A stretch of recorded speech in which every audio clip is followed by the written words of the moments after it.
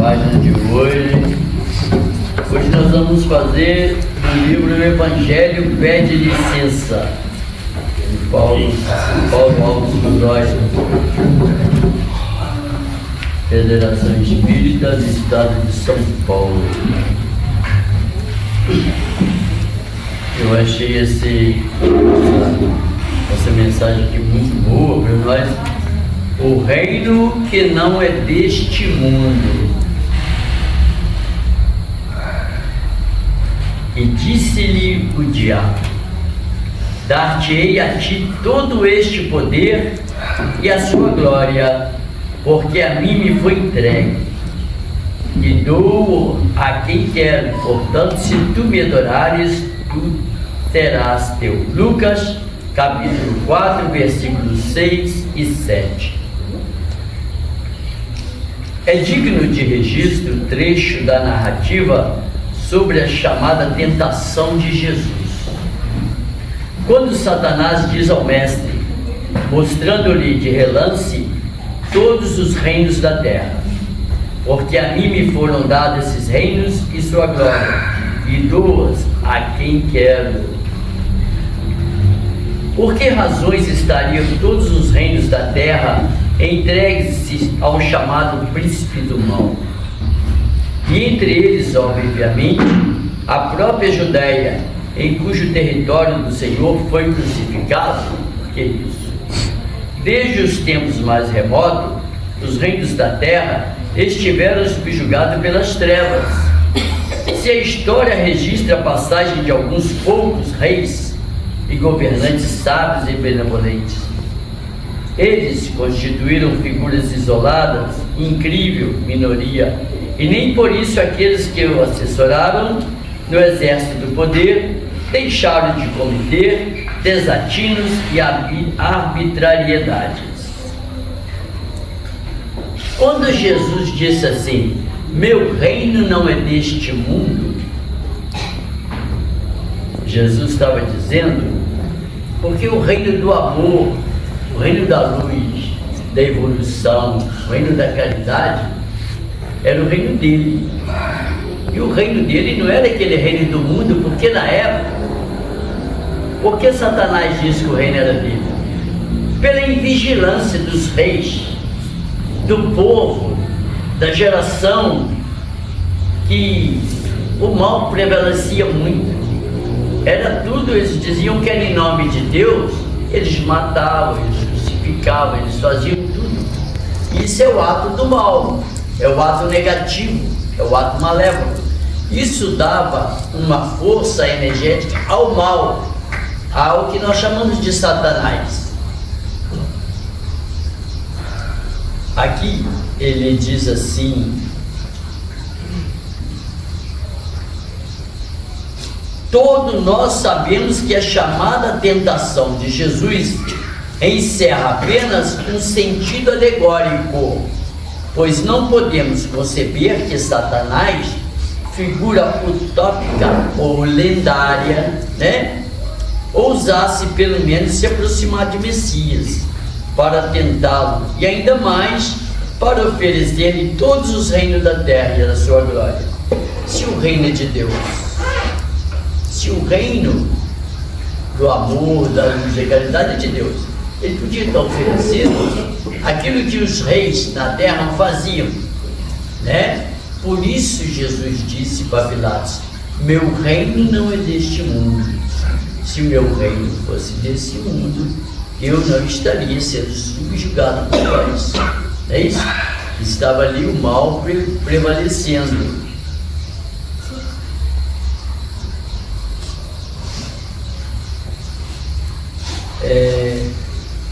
O sentido dessa passagem evangélica é demonstrar aos homens que todos que vivem neste planeta, mesmo os espíritos que aqui encarnam em missões redentoras, estão sujeitos à investida de espíritos trevosos, interessados em manter o mundo distanciado da verdade. Devemos meditar profundamente sobre essa passagem do Evangelho segundo Lucas. Qual é essa passagem que está dizendo? Da tentação de Jesus, pois nela encontramos uma explicação para a violência, para a ausência de sentimentos fraternais que reinam pressentimentos no mundo. A força do mal ainda exerce grande fascínio sobre os homens. Indubitavelmente, somente a reforma íntima será capaz de conduzi-los às elevadas destinações, pois com a reforma moral e espiritual dos homens, é óbvio que no futuro a terra será habitação de espíritos benfazejos que se colocarão definitivamente sob a égide do Mestre Nazareno. Jesus, quando ele esteve aqui, quando estavam já se preparando para a vinda do Messias, é porque a terra estava, vamos dizer, ao mundo de Satanás, estava ao mundo da maldade, da vingança, da violência, da descrença. E aqueles que antecederam Jesus, né? Moisés, Abraão, Elias e muitos outros profetas, eles vinham trazer a palavra do Senhor, mas aquele povo rude e difícil de entender na época, para eles era assim, dente por dente e olho por olho. Por que Moisés teve que fazer isso na época? Porque o povo na época só ia respeitar alguma coisa, os princípios, se for rígido. Por isso Moisés. E depois, por que Jesus veio e reconstituiu isso? Que Jesus veio trazer, veio na revelação do amor, no crescimento espiritual, revelar a espiritualidade. E Moisés veio tirar aquele povo rude da escravidão, da maldade. Os faraós reinavam e imperavam era o mal. Satanás, segundo Lucas e segundo a interpretação do Evangelho, é como se fosse uma coisa lendária, fosse uma lenda, porque ele julgava Satanás ao mal. Até hoje, tudo que é atitude do mal, o que é o mal? O mal é o ato que é o contrário do bem.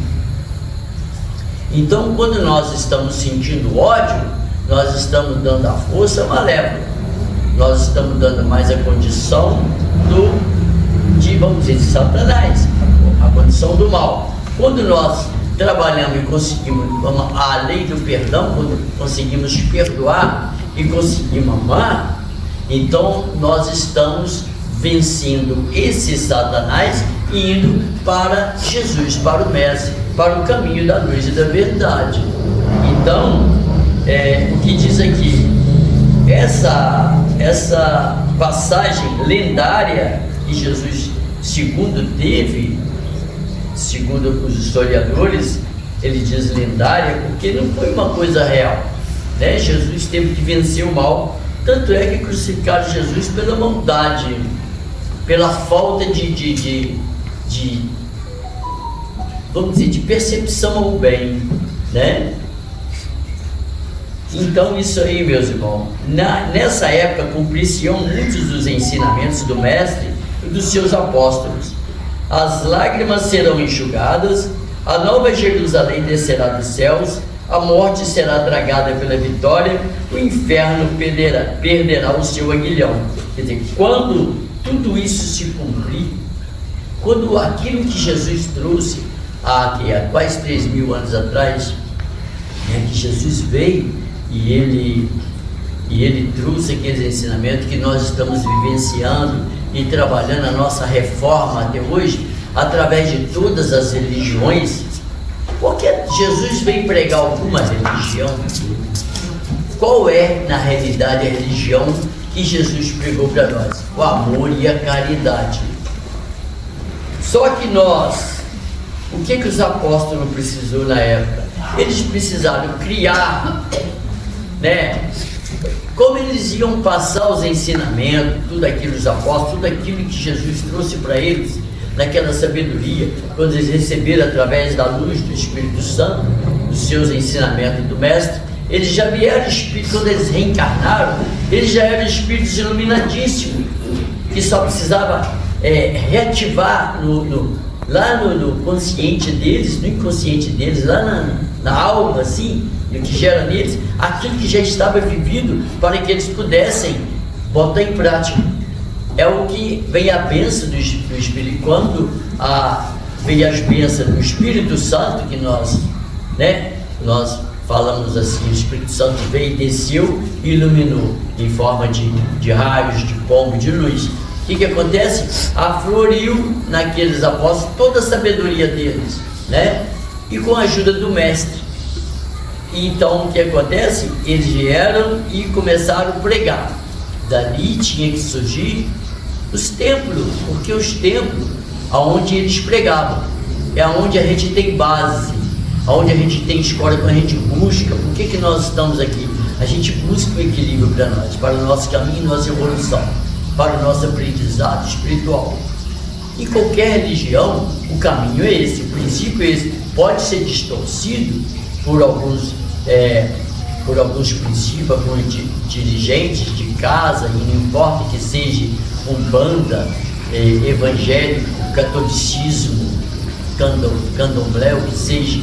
A religião, ela em si, um apoio, ela nasceu para nos apoiar, nos dar oportunidade de crescimento e conhecimento. Para que o crescimento? Para a gente buscar e trabalhar no nosso aprendizado, no amor e caridade, para a nossa evolução espiritual, né? Tá certo? Então Jesus mostra para nós, desde essa época, que nós temos que ter sempre vigilância, que a todo momento Satanás está nos tentando, através de um caminho errado, de uma influência errada, de um amigo que te leva ao caminho errado, ao caminho das drogas, ao caminho da perdição, né? Então isso tudo não é caminho de Deus, não é um caminho divino. Então nós precisamos trabalhar em nós isso. Não levar pelo coração, às vezes alguma coisa que hoje nos dá um baque e amanhã nos alerta, é um alerta. Tudo na vida acontece por um aprendizado. Hoje nós fomos ofendidos, na hora puxa, se puder a gente ia sair arrebentando tudo. Mas se a gente passar a analisar e conseguir analisar os fatos que vem trazendo, nós vamos ver que nós tivemos uma oportunidade de crescimento, de aprendizado, se nós trabalhar em nós a oportunidade de trabalhar desculpa, perdão, e a perseverar no crescimento, no amor, através. A caridade não é só material, a caridade espiritual, principalmente a caridade com a gente mesmo, tá? Então nós precisamos buscar essa reforma íntima em nós, tá bom, gente?